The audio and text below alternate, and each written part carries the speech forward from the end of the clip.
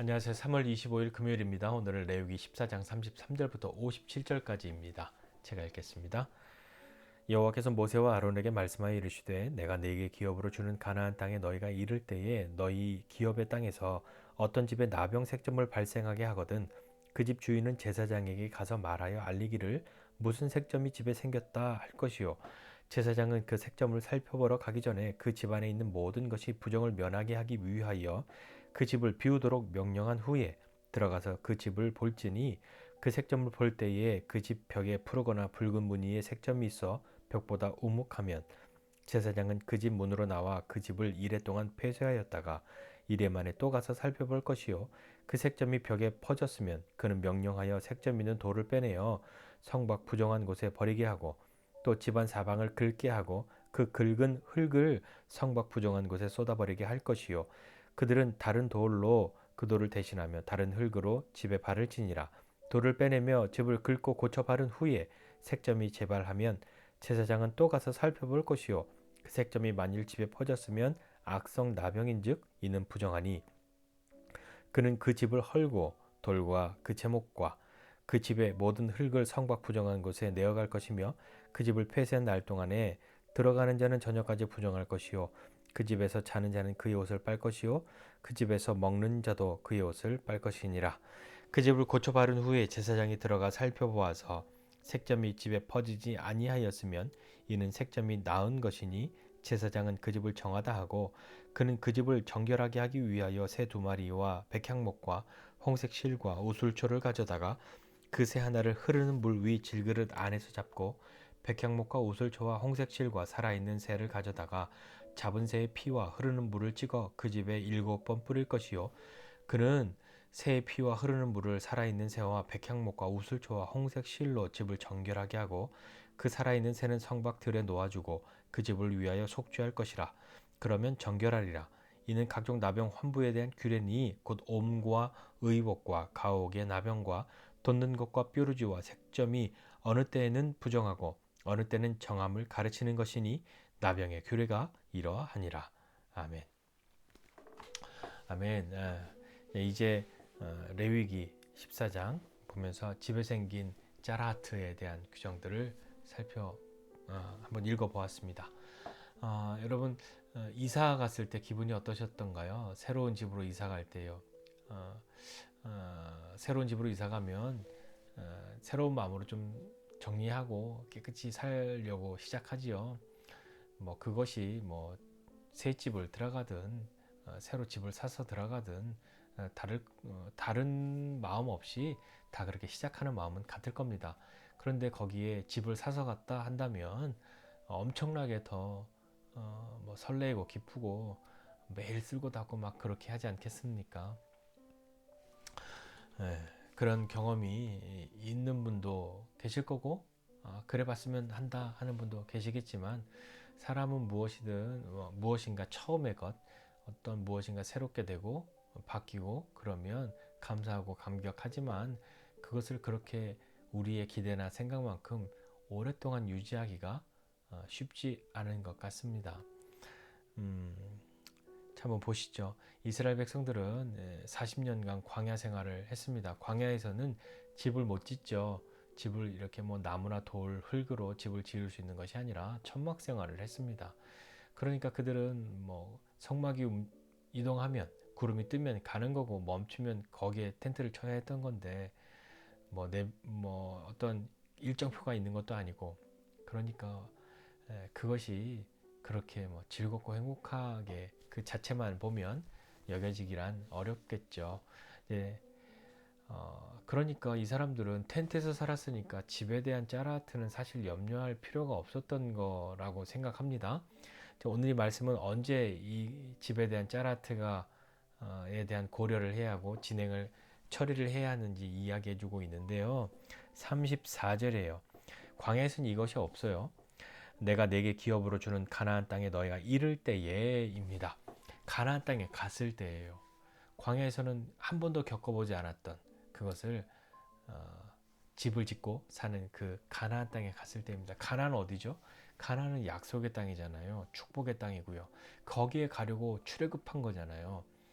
그래서 하나님의 백성으로 순종하는 그 삶을 살기 위하여 광야에서 돌고 돌고 돌아서 출굽하던 1세대들이 여호수아와 갈렙을 제외하고 다 죽고 나머지 광야에서 태어난 사람과 출애굽할 때 어렸던 사람들만 가나안으로 들어가지 않습니까? 이제 여기 가면 어떻게 돼야 돼요? 좋아야 되잖아요. 즐겁고 행복한 일만 가득해야 하고 풍요롭고 풍성한 것으로 충만한 곳으로 왔으니까 그런 것만 있어야 할 것이라고 생각했는데 가나안 땅에 갔다고 모두가 다 그렇게 됐습니까? 안 그럴 수도 있죠. 가나안 정복 전쟁 해야 했고요. 가나안 땅에 정착해서 살 때도 쉽지 않았습니다. 마음은 이제 여기서 다 좋은 것만 있을 것 같은데 가나안 땅에서도 부정함이 있을 수 있다는 것도 생각해야 합니다. 다 좋은 것은 생활의 편안함 뭐 이런 것만이 아니라 하나님의 백성으로 이제 거기 갔으니까 그렇게 살아야 할 것만 같은데 거기에서도 부정을 경험하게 될 수 있다는 것을 말씀하신 거죠. 사람뿐만 아니라 옷뿐만 아니라 집에 대해서도요. 집에 그런 것이 생기면 제사장에게 즉시 알려야 했고 제사장은 가서 집안의 모든 것을 다 비우라고 이야기합니다. 왜냐하면 혹시라도 집안에 있는 다른 것들이 부정하지 않게 되기 위해서 그것을 면하게 하기 위해서 다 빼내고요. 제사장이 살펴보고 일주일간 집을 폐쇄합니다. 그리고 집을 폐쇄하고 난 다음에 네, 폐쇄하고 난 다음에 왔는데도 여전히 그렇게 있으면 돌도 빼내고 사방에서 흙도 다 긁어내서 성 밖에 부정한 곳에 그것을 버리고 다시 살펴봅니다. 그 뒤에 다른 돌과 다른 흙으로 보수를 해두고요. 보수를 한 뒤에 살펴보아서 그 색점이 여전하고 재발하면 이것은 짜라트다라고 선언을 했고 그렇지 않으면 정결함을 위해서 정결의 제사를 드리고 그 집을 정하다 선언하였습니다. 자, 그렇게 됐죠. 뭐 앞에 나온 것과 다 방법과 이런 것은 같으니까요. 색점이 재발하게 되면 그것을 돌을 빼내서 다 긁고 버리고 난 뒤에 보수를 합니다. 보수를 하고 기다려 보죠. 그리고 난 다음에도 재발하면 이것은 짜라트다라고 한 거죠. 한 방에 그냥 다 무너뜨리지 않았고요. 보수를 했습니다. 그리고 난 다음에 이것이 악성나병이다 그랬을 때는 집을 헐었죠. 돌과 나무와 흙을 다 갖다 버렸습니다. 왜 그래야 했을까요? 드디어 뭐 광야 생활 40년 끝나고 정복 전쟁하고 이제 집을 지었는데 그 집에 곰팡이가 났다. 악성 곰팡이다 해서 그 집을 부정하다 하고 그것을 헐어야만 했습니다. 사실 뭐 사람에게 생기는 나병과 다르게 이 집에 생기는 것은 곰팡이는 뭐 우리도 집에 곰팡이 있어 봐서 알지만 관리 잘 못하면 금방 생기잖아요. 그리고 잘 닦아냈다 치웠다 했지만 잠깐만 신경 쓰지 않으면 하루 사이에 다시 뭐 어마무시하게 그렇게 퍼지지 않습니까? 이 말씀은 집을 깨끗이 잘 청소하고 살아라 라고 하는 이야기일까요? 네, 그것으로 귀결되는 이야기는 아닐 겁니다. 건물에 짜라트가 있다 하는 것은 무슨 어떻게 보아야 할 거냐면 단순히 뭐 환기를 잘 안 시켜서 청소를 잘 안 해서 그렇게 되었다라고 할 것이 아니라 우리는 하나님의 백성으로 약속의 땅에 왔는데 이 약속의 땅에 오기까지 1세대들이 다 죽어야 했던 이유는 불순종했기 때문이란 말이에요. 그러니까 하나님을 사랑하고 또 하나님께 순종하는 백성으로 삶을 살기로 그렇게 결심하고 결단하고 이 가나안까지 왔을 것인데 이제 그 백성으로서 삶을 살아갈 때 하나님의 백성으로 거룩하게 구별된 삶을 살아야 하는데 사람도 그렇게 하고 자신의 삶의 모든 영역에서도 하나님의 백성으로서의 삶을 구별해요. 그렇게 살아야 하는 것 아니었겠습니까? 그런데 이 집이 뭐 그때도 그랬는지는 잘 모르겠지만 지금 우리라고 생각해 본다면 이렇게 한번 현대적으로 좀 적용해 볼 수 있지 않을까요? 이 집이 하나님을 기쁘시게 하는 그리고 하나님을 기쁘게 하고 또 하나님을 기뻐하는 그런 공간 그런 것이 아니라 집 자체가 어느 순간인간 사람들의 우상이 되고 집이 하나님이 주신 거처의 공간, 장막 뭐 이런 것이 아니라 재산이고, 이것이 돈으로만 여겨지는, 어떻게 해서든지 집을 크게, 어떻게 해서든지 집을 비싸게, 그런 곳으로 가려고 하는 그런 가치로 삶을 살고 있지는 않습니까? 집보다 하나님이 더 귀한 것이 아닌데, 하나님보다 집을 더 가꾸고 하나님을 높이는 것보다 집을 더 높이는 일에 몰두하고 있는 그런 일이 혹 우리에게는 없습니까? 나는 집이 없으니까 전혀 그럴 일이 없네요 라고 생각하십니까? 이 집이 건물의 집만을 꼭 말하는 것은 아닐지도 모릅니다. 집이 우리에게 짜라트가 되면 안 되지 않겠습니까? 집보다 사람이 중요한데요. 그리고 우리 삶의 모든 영역에서 하나님을 높이고 하나님을 기뻐하는 그런 삶, 거룩한 백성으로서의 삶을 살아가기를 원하시는 그것을 방해하는, 그것을 못하게 하는, 그것을 더럽히는 짜라트는 우리가 정결하게 해야 하지 않겠습니까?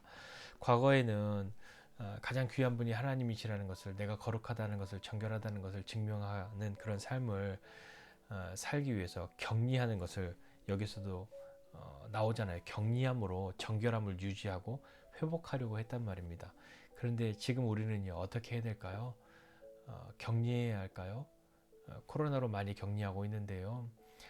우리의 영혼의 정결함을 위해서는 과거에는 격리였지만 이제는 그리스도께로 나아감으로 우리는 정결하게 되어진다는 것을 믿어야 합니다. 멀어지고 피하는 것으로 정결하게 되는 것이 아니라 이제는 그리스도의 보혈로 예수님께로 나아가야 정결하게 된다는 것을 믿고 나가야 하는 것이죠. 뿐만 아니라 예수님께서도 우리가 나올 때까지 기다리시지 않습니다. 예수님이 찾아오시죠. 문을 두드리시잖아요. 그리고 사람들은 다 피하는 나병 환자에게 손을 대시잖아요. 그것이 우리이지 않습니까? 예수님이 우리 삶에, 또 우리의 인생 가운데, 우리 모든 영역에 들어오시고 다가오시고, 또 우리가 주님 앞에 나아가는 그것을 통해서 우리는 새롭게 될 수 있는 것이죠. 누가 보든 안 보든 우리의 삶의 모든 영역에서 거룩하게 될 수 있도록 우리는 그런 삶을 살아야 합니다. 집에 대한 짜라하트, 집이 우상인 세상을 살고 있습니다. 모든 것이 왜 이게 잘 돼야 되냐 하면 집값이 오르니까요. 왜 누가 뭐 정치를 해야 하냐면 집값이 오르니까요. 왜 집 주변에 이런 시설이 들어오면 안 되냐면 집값이 떨어지니까요. 모든 것이 거기에만 맞춰져 있다면 우리는 어떻게 해야겠습니까? 물론 제가 집이 없어서 그런 얘기 한다고 생각하실 수도 있겠으나 정말 그것이 소중하고 그것이 정말 귀한 일이 되겠습니까? 그것이 사람보다 귀하고 그것이 하나님보다 귀한 것이 되겠습니까? 오늘 본문에 있는 집이 짜라트가 된 사람들은 그 집을 허물어야 했습니다. 집에 쓰여졌던 모든 것 성 밖에 내어 버려야 했습니다. 그리고 그 자리에 들어오고 나가는 사람들 부정하게 되어서 옷을 빨아야 했습니다. 다시 지어야 했던 것이죠. 다시 시작해야 하는 것입니다. 다시 시작할 때는 어떤 마음으로 했겠습니까? 내가 이렇게 부정하게 되지 않으려고 다시 돌이켜보고 주의하고 그렇게 해야겠다 마음 먹고 그렇게 시작하지 않았겠습니까? 그렇게 하여도 이들이 가나안에 처음 들어왔을 때 그런 마음 없었겠냐고요. 다시 연약하고 또 연약하기 때문에 범죄하고 그렇게 부정하게 되기가 쉬운데 우리의 지금의 삶에서도 마찬가지이지 않습니까? 하나님보다 더 큰 것 없다 말은 하지만 하나님보다 더 귀히 여기려고 하는 것이 우린 마음 가운데 있다면 그것이 우리에게 짜라트가 되지 않도록 새롭게 돼야 될 겁니다. 격리로 정결하게 되는 것보다 더 강력한 것은 예수님께 나오는 겁니다. 그분의 보혈을 의지하고 예수님과 가까이 함으로 그분의 보혈로 정결하게 되어지고 새롭게 되어지는 삶을 우리의 모든 삶의 영역에서 살아가는 저와 여러분 모두가 되시기를 주님의 이름으로 부탁드립니다. 기도하겠습니다. 하나님 아버지, 은혜와 사랑을 감사드립니다. 하나님 다른 사물이 주님보다 귀하지 않고 그 어떤 사람들보다도 귀하지 않은데 우리는 사람보다 주님보다 그런 재산들을 더 귀히 여기는 그런 세상을 살고 있습니다. 하나님, 이런 세상의 풍조에 우리가 매몰되지 않도록 붙들어 주시고 우리 삶의 모든 영역에서 주님이 가장 귀하심을 인정하고 증명하는 삶을 살아갈 수 있도록 은혜 베풀어 주시옵소서. 격리함으로 정결하게 되는 시간을 가졌던 이 구약의 하나님의 백성들, 우리는 마땅히 격리되어야 할 것에서 스스로 격리하는 믿음의 결단과 용기 가진 사람 되게 하여 주시고, 그리고 가장 귀한 것 주님께로 가까이 나아감으로 우리가 정결케 되는 그 은혜를 힘입는 믿음의 사람 되도록 주님 도와주십시오. 오늘도 주님으로 말미암아 정결하고 세임 얻어 사는 우리 되게 하여 주시옵소서. 감사드리고 예수님의 이름으로 기도드립니다. 아멘.